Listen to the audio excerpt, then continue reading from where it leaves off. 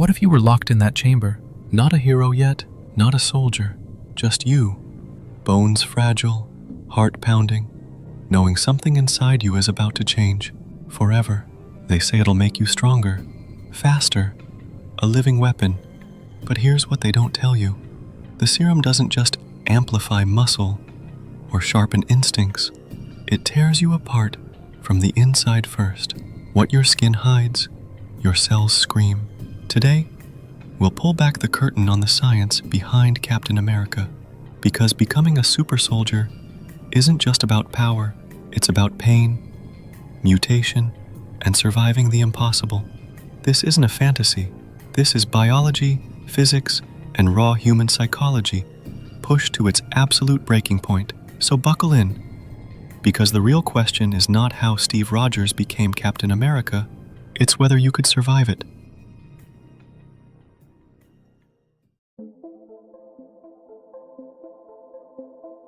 Imagine your body growing exponentially in under a minute.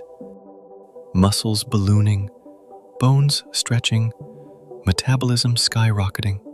Sounds like evolution, right? But in real-world biology, change like that is nothing short of catastrophic. Steve's body increases in size, strength, and efficiency nearly instantly.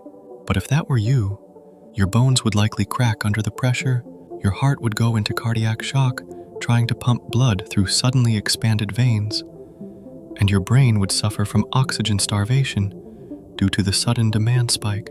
In real life, even mild anabolic steroids take months to trigger noticeable muscle growth, and that comes with side effects like liver damage and hormonal crashes. But Steve gains it all: strength, endurance, heightened metabolic function, in seconds. This is not adaptation, it's forced cellular mutation, and for any normal person, it would mean total system failure. The serum doesn't just enhance, it rebuilds.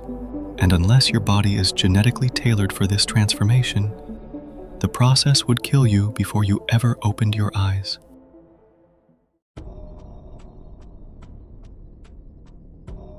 But what happens to the brain when the body transforms?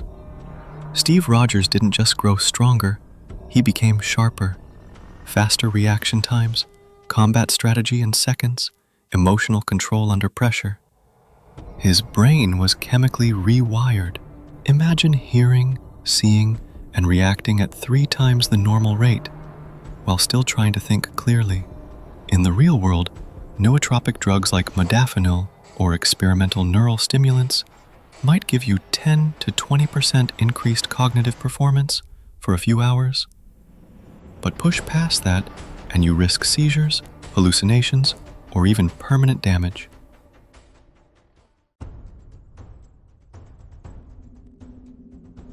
Now let's talk about that shield. The unbreakable vibranium disc that bounces off walls, absorbs bullets, and always returns to his hand. It's iconic, but the physics behind it? Terrifying.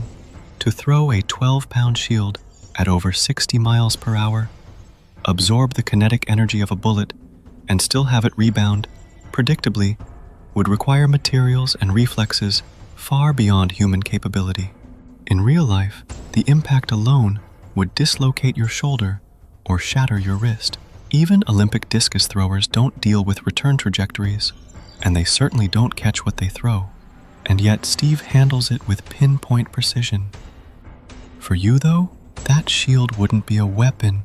It'd be a death trap, flying back at 100 kilometers an hour. You might survive the serum, but one bad catch and it's game over.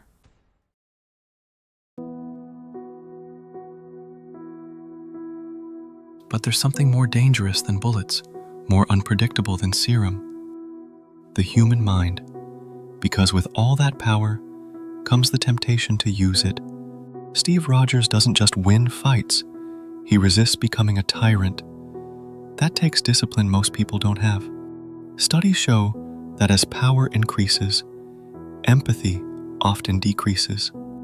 Imagine waking up with strength to crush a car, to disarm a dozen men, to silence anyone who disagrees with you, and choosing not to. That's what separates Captain America from the monsters he fights. That's what keeps him human.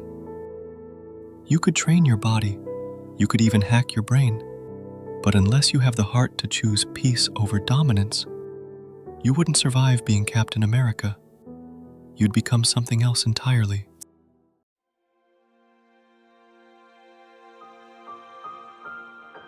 So, could you survive as Captain America?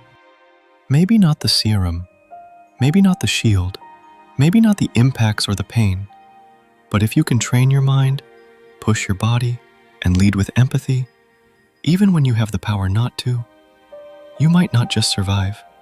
You might become the kind of hero the world still needs. Because the real superpower is staying human.